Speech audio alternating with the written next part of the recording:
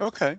Well, I like that. So I come from a background of very structured educational training. So it's uh, you asked, I'm a doctor. So what are you a doctor of? I'm a doctor of education. Well, what is a doctor of education? Well, a doctor of education is somebody who administers or becomes an administrator of an educational system.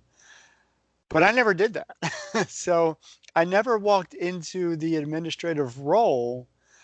I always stayed in the classroom. And so I'm always in the position to engage students, engage learning, promote, inquiry, promote investigation. And so with that, I've adopted this project-based learning, I call it a culture of learning. So there's a lot to be said there.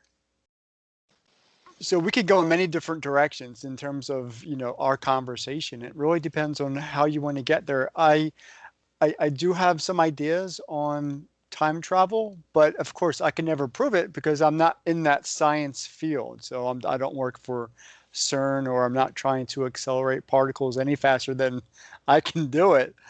So my focus in the classroom is to help students really engage in their thinking process, because my students primarily are adult learners, and specifically adult learners transitioning from the military into a civilian sector.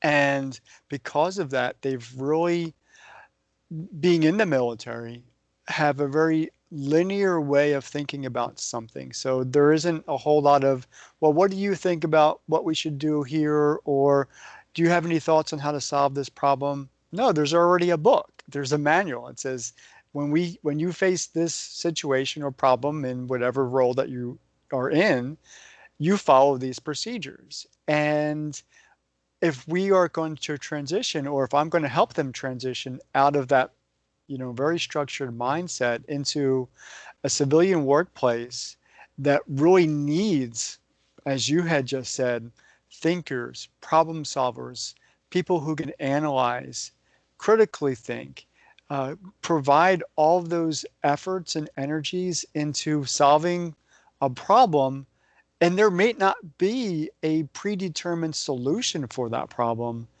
then where do you go? What do you do? And what you don't want to do, or what I don't want to see my students do, is stop. Well, there is no solution to this problem, so I can't do anything about that. Well, why not? And so, and now I don't always face that situation in the classroom, but it's a potential to face that situation in the classroom. And so I'm helping them, hopefully I'm helping them to say, you know, what questions do we need to ask, and who do we need to ask? And then how do we collaborate on finding the right answer?